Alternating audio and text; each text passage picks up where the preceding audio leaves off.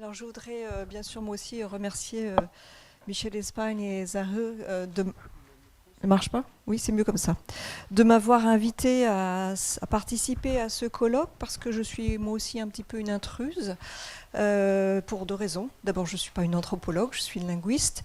Et d'autre part, je suis entrée assez nouvellement dans le champ des études du Vietnam. Je travaillais avant dans un autre pays voisin, en Birmanie.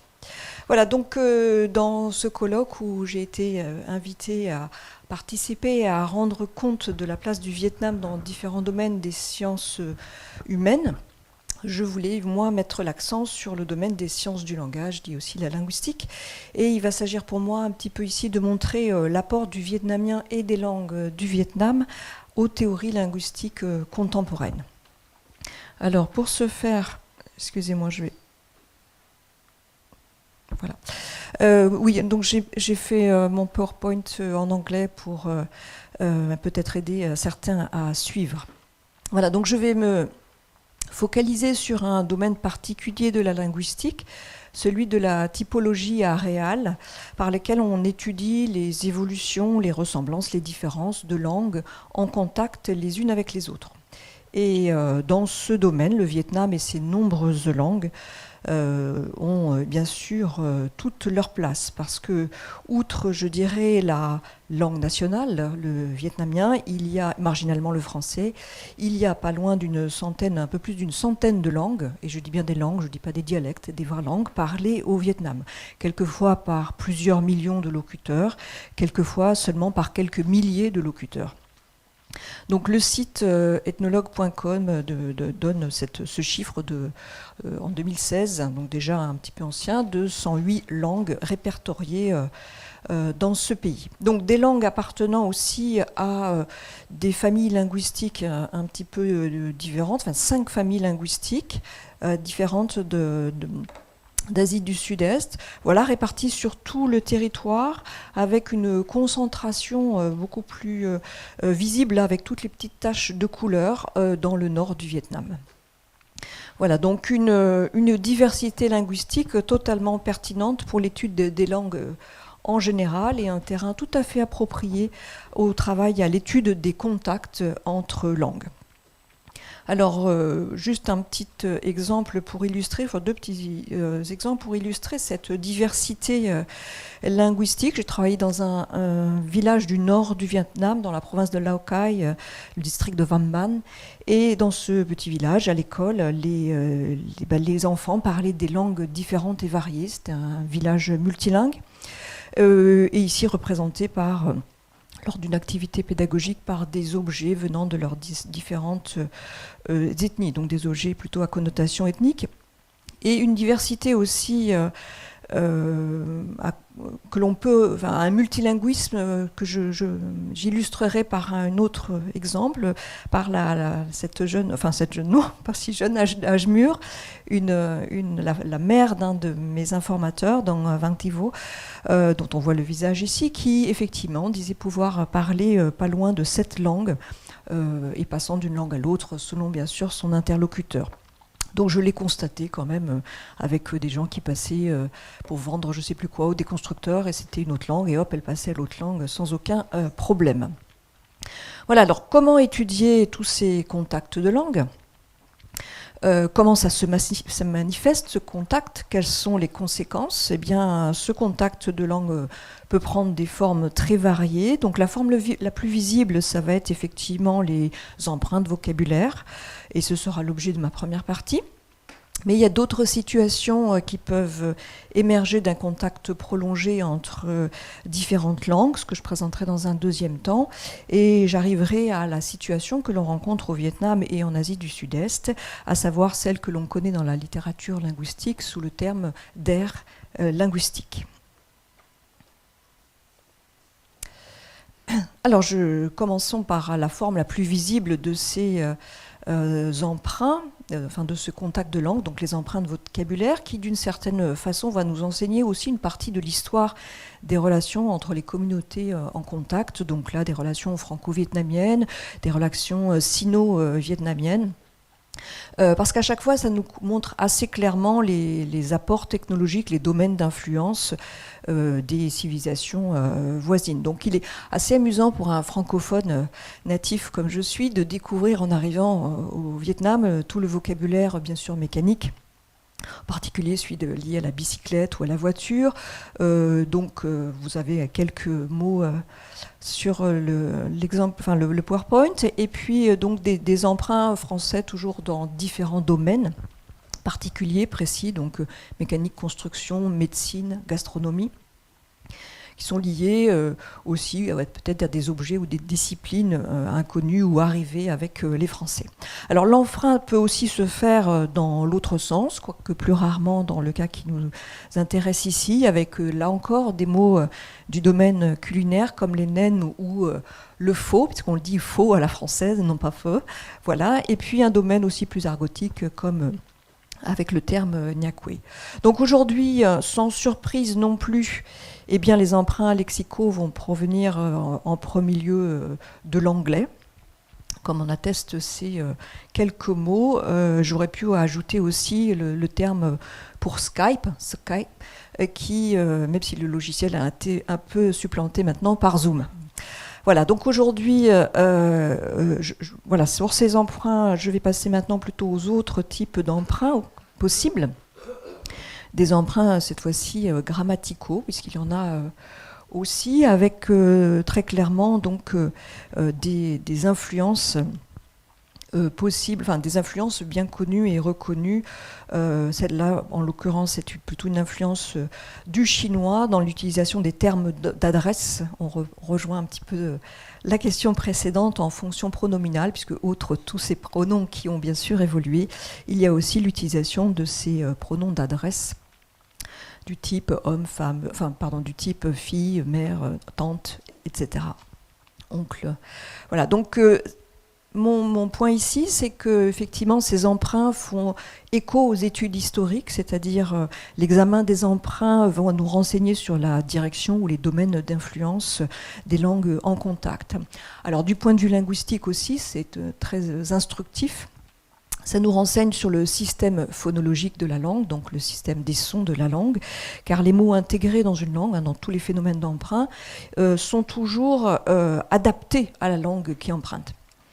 Donc, par exemple, le vietnamien n'aime pas les groupes consonantiques, donc chaque fois qu'il y avait un groupe consonantique, comme en orange sur l'exemple comme piston, où on a une suite de deux consonnes, eh bien, le vietnamien a simplifié, a transformé les mots. Donc, n'aime pas les groupes consonantiques, n'aime pas non plus les finales consonantiques, on fait tomber généralement les consonnes finales. Et puis, il attribue bien sûr toujours des tons à tous les mots qui sont empruntés. Et généralement, alors avec un schéma assez régulier, les mots empruntés sont souvent plutôt une tonalisation montante. Alors hier, j'ai entendu au milieu des discours vietnamiens que l'école, INALCO, était toujours prononcé effectivement très très haut comme ton. Voilà, donc ça c'est pour la première grande partie de ces emprunts. On peut voir tout cela. Ce que l'on peut aussi effectivement étudier, ce sont toutes les situations en fait qui vont émerger de ces contacts de langue. Alors on a plusieurs types de scénarios. Donc j'ai parlé un petit peu du premier. Le deuxième, ça peut être effectivement le remplacement d'une langue par une autre, comme ça a été le cas. Le gaulois a été remplacé par le latin. Donc ça se fait dans des situations d'expansion démographique, de catastrophe, ou dans le cas d'une élite dominante, comme c'était le cas pour le latin. Et puis, il y a encore d'autres cas de figure avec des convergences grammaticales. Et donc là, je cite très brièvement l'exemple d'un village du centre de l'Inde, le village de Kubkar, donc quelques milliers d'habitants, mais on y parle 4 langues différentes, de familles différentes. Et on a étudié qu'il y avait une convergence de ces langues, c'est-à-dire qu'il y a vraiment une intertraductibilité, on dirait ça comme ça. C'est-à-dire on a exactement les mêmes structures, il y a juste à mettre le vocabulaire de la bonne langue. Et ce sont des contacts qui se prolongent. La situation est très stable et ça fait plusieurs décennies que l'on observe ces 4 langues avec une certaine convergence. Voilà, donc plusieurs scénarios possibles quand on a des contacts de langue, avec bien sûr aussi le scénario où on a une langue qui émerge complètement, une nouvelle langue qui se crée à partir de plusieurs autres langues, et c'est le cas des créoles ou des pidgins. Voilà, donc ces différents scénarios, à chaque fois, élaborés, en tous les cas proposés, la typologie de Muskian, vont à chaque fois théoriser, enfin essayer de théoriser justement les situations, donner des critères permettant de décrire ces contacts, essayant de donner aussi les conséquences, qu'est-ce que ça a comme conséquences sur les langues, quels sont les changements, quelles sont les couches de la langue qui sont affectées, que le vocabulaire, la grammaire, les sons, voilà, à chaque fois des choses un petit peu différentes. Alors, ma conclusion, je dirais, de ce qu'on doit retenir sur cette théorisation des scénarios de contact, de ces études sur les langues en contact, c'est qu'il y a effectivement différents scénarios avec différentes conséquences. On a évidemment le plus simple qui est ce vocabulaire d'emprunt, surtout quand on a une langue dominante. Mais il y a aussi un scénario qui va nous intéresser ici, c'est celui où on a des langues géographiquement proches ou confinées parfois, par des montagnes par exemple, qui ne sont pas génétiquement reliées, c'est-à-dire qu'elles ne font pas partie de la même famille linguistique, mais elles vont évoluer de façon tout à fait semblable et parallèle, et ça dans différents domaines. Et c'est cette situation que l'on rencontre en Asie du Sud-Est et au Vietnam, et qui est connue sous le terme de aire linguistique ou Sprachbund, puisque les premiers travaux ont été faits aussi en allemand. Donc c'est un terme qui a été proposé en 1930 par M. Trubetskoy pour la situation qui existe dans les Balkans. Ça a été ensuite développé aussi en Inde, donc Inde du Sud, dans les années 50, par M. Emeno, parce que c'était des régions dans lesquelles on avait des langues de familles très différentes, et qu'en dépit de ces origines diverses, les langues se ressemblaient de façon étrange, parce qu'on ne pouvait pas dire que c'était les caractéristiques que l'on voyait venaient de la langue mère ou de la proto-langue. Donc vous avez ici une définition, et c'est effectivement ce que l'on trouve en Asie du Sud-Est aussi. Alors ce que montrent ces études sur les Sprachbund ou aires linguistiques, c'est que ce n'est pas un phénomène purement linguistique du tout, et c'est peut-être aussi pour ça que ça a une petite place dans cette conférence sur l'anthropologie aussi. C'est que c'est un phénomène historico-culturo-linguistique, si on pourrait dire, parce que n'émergent des aires linguistiques que dans des situations de contact intense, avec une histoire commune, etc. Une simple situation de bilinguisme n'amène pas à une aire linguistique. Donc il faut un peu plus que ça, il faut des contacts intenses, durables. Et notre région d'Asie du Sud-Est est pour cela un très bon terroir, donc plus de 2000 ans de contact entre ces différentes langues. Et puis, une ère aussi, Asie du Sud-Est, qui est souvent définie un petit peu, je dirais presque négativement, comme la zone comprise entre l'Inde d'un côté, et la Chine de l'autre, donc sous influence, sous 2 grandes civilisations. C'est à l'intersection de ces 2 grandes zones culturelles, il y a beaucoup d'échanges, donc on est vraiment typiquement dans le cas, tous les ingrédients sont là, en tous les cas tous les prérequis sont là pour parler de cette ère linguistique qui, comme on va le voir, partage énormément, enfin toutes les langues de cette ère partagent énormément de caractéristiques langagières.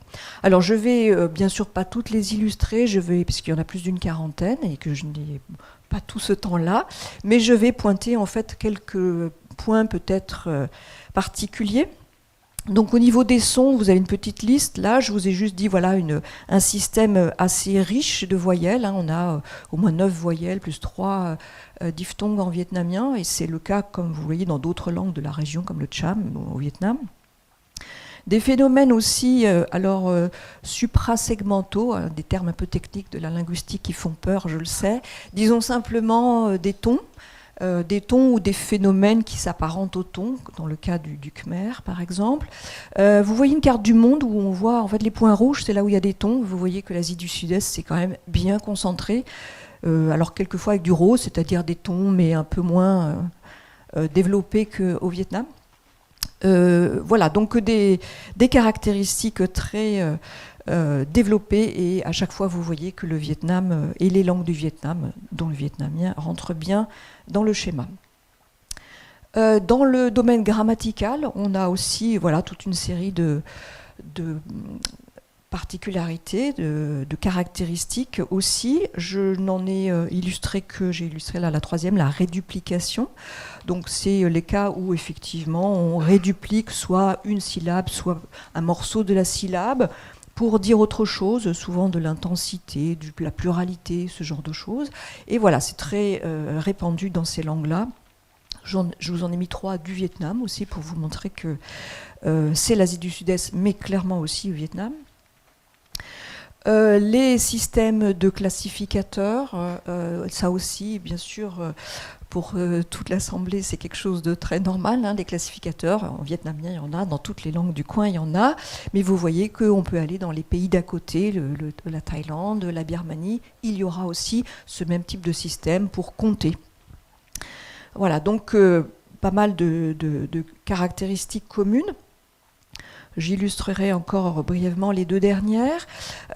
Cette grammaticalisation des mots, donc on a un petit peu déjà parlé de cette grammaticalisation, ce changement. Beaucoup de verbes deviennent des morphèmes grammaticaux, des mots de la grammaire, des auxiliaires, on pourrait dire. Donc c'est le cas ici en vietnamien avec dang ou alors avec cho, le verbe donner, qui quand même peut, dans certains cas, comme dans le deuxième exemple, devenir quelque chose d'autre que vraiment donner. Et puis les séries verbales, alors ces séries de verbes qui se suivent, voilà, et qui en fait ne sont pas de la coordination. Hein, c'est pas le et, c'est pas le comme, avant, etc. C'est pas de la subordination non plus, parce que les deux existent dans la langue. C'est un troisième type de construction qui est pareil, extrêmement répandu dans toutes les langues d'Asie et dans d'autres régions du monde, mais clairement pas en Europe. Voilà, avec des suites de 2, 3, 4, 5, et on a même réussi à trouver des exemples avec 10 verbes en thaï, par exemple. Voilà. Donc, comme je vous dis, je ne vais pas passer toutes les caractéristiques, mais vous avez déjà une liste rien que dans le domaine grammatical. On en a déjà une bonne liste. En tout, il y en a une quarantaine, 42 répertoriés dans différents domaines. Et puis, je vais passer plutôt vers des choses peut-être plus, j'allais dire, amusantes, en tous les cas qui marquent plus les esprits. C'est aussi toute une partie du vocabulaire partagé que l'on ne va pas trouver ailleurs, et très clairement là on a tout le domaine de la riziculture, hein, donc avec effectivement que ce soit en vietnamien, en zhao ou yao, en chinois, donc les différentes langues de Chine, mais birman, cham, moi, voilà. À chaque fois on a un grand vocabulaire pour tout ce qui concerne la riziculture. Il y a aussi bien sûr les verbes, enfin tout ce qui concerne le portage, tout ce qui va concerner aussi les différentes façons de couper. Et je ne vous ai illustré ici que le portage, donc les différentes façons de porter. Il y a pas dans beaucoup de langues, il n'y a pas de verbe générique pour porter. Vous n'avez que des verbes spécifiques selon comment vous portez et ce que vous portez.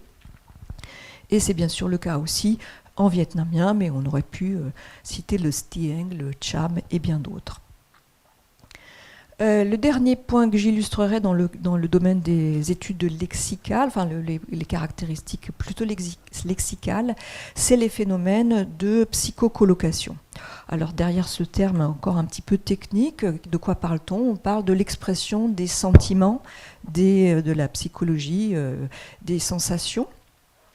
Et à chaque fois, il s'agit en fait, de situer le sentiment, la sensation, l'état psychologique dans un organe du corps ou une partie du corps. Donc les Birmans parlent toujours de l'esprit, mais qui est un peu situé au niveau du cœur. Les Vietnamiens ont beaucoup l'estomac comme terme, l'âme, si je ne me trompe pas. Voilà, le langue, voilà. Et puis vous avez beaucoup dans les langues Hmong, c'est le foie. beaucoup d'expressions autour du foie, et on pourrait aller jusque vers l'Indonésie, on en trouve aussi rati, etc. Donc des caractéristiques aussi de ce type-là. Voilà, donc ce qu'il faut un petit peu retenir aussi, là encore, beaucoup de choses, mais que c'est linguistique. Voilà, on sait qu'il y a beaucoup de caractéristiques communes. On ne sait pas forcément d'où elles viennent. Quelquefois, on le sait, mais on n'a pas toujours la direction, en fait, l'origine de la caractéristique, comment elle s'est diffusée, à partir de quelle langue. Ça, on n'a pas toujours, je dirais, l'historique. On l'a pour certains cas. Donc, par exemple, on sait que historiquement, voilà, le vietnamien a changé. Il avait une structure plutôt bisyllabique et il a évolué. Enfin, il avait des sesquisyllabes, c'est-à-dire ces espèces de mots avec une première syllabe où il n'y a pas de ton, il n'y a pas de voyelle, il n'y a presque rien, comme c'est le cas ici en stieng, où vous avez la première syllabe qui est très, très faible. Donc ça a disparu du vietnamien. Donc voilà, quelques exemples comme ça, où on est capable de retrouver un peu l'origine, on sait d'où ça vient, donc on sait que les tons aussi, a priori, ont émergé à partir du contact avec la Chine, même s'il y a quelquefois des discussions, mais en tous les cas, Chine est un peu l'influence du thaï éventuellement. Et on pourrait aussi parler des classificateurs. À chaque fois, on a des hypothèses plus ou moins vérifiées avec des sources ou pas. Quelquefois, c'est difficile de trouver l'origine. Et donc là, c'est un exemple de grammaticalisation, c'est-à-dire un mot de la langue qui signifie acquérir, obtenir, qui a évolué. Et il a évolué de la même façon dans toutes ces langues d'Asie. Et ce qui est étonnant, c'est qu'il n'y a qu'une seule autre région du monde, qui est la région baltique, où on a cette même évolution. Mais là, toute l'Asie du Sud-Est, on a la même chose. Donc un verbe qui veut dire obtenir, qui va devenir un marqueur modal du type possibilité, obligation, voire d'autres. Alors, on connaît bien ce chemin, le chemin d'évolution. Donc on a des cartes sémantiques, c'est théorisé par des linguistes.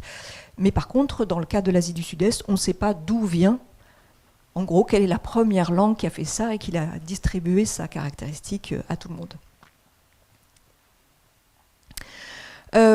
Alors, pour un petit peu conclure, je vais être dans les temps à peu près.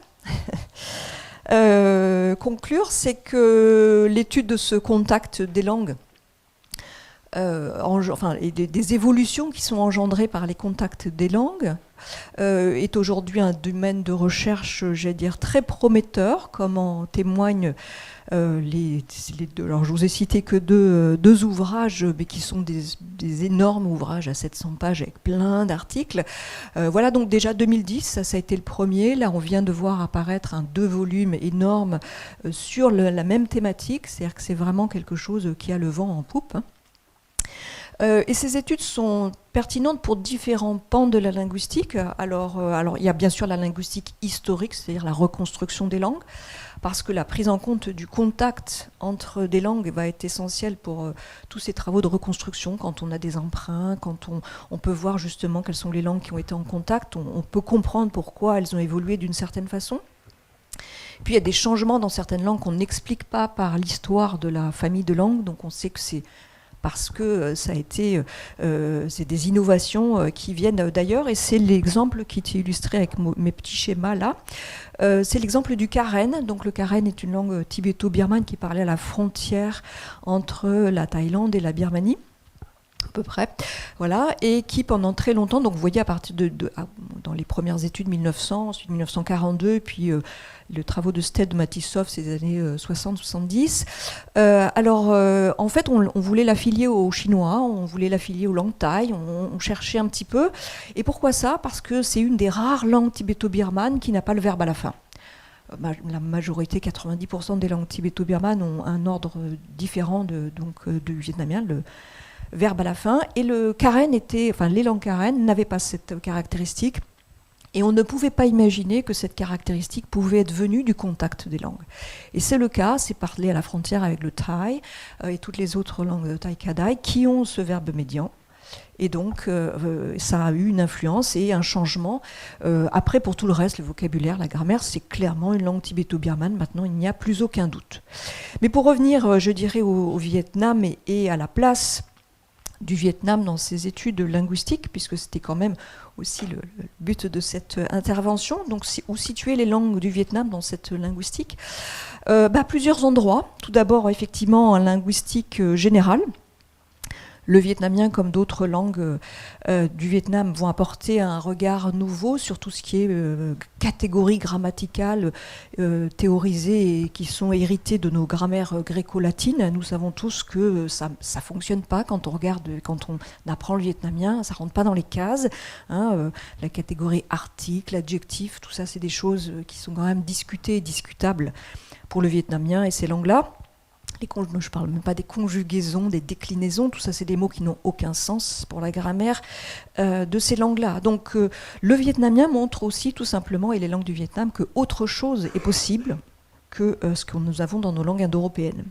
L'autre domaine de la linguistique qui pourrait bénéficier des travaux sur les langues du Vietnam, c'est celui que nous avons exploré aujourd'hui sur le domaine des contacts de langue, avec des situations de contact entre des communautés linguistiques très diverses, et c'est assez bien documenté aussi dans la région. On a des contacts sur 2000 ans, et on a des informations, donc on pourrait aussi avoir des informations là-dessus. On a aussi des langues écrites dans la région, donc tradition littéraire, ça permet d'avoir des informations encore aussi très intéressantes.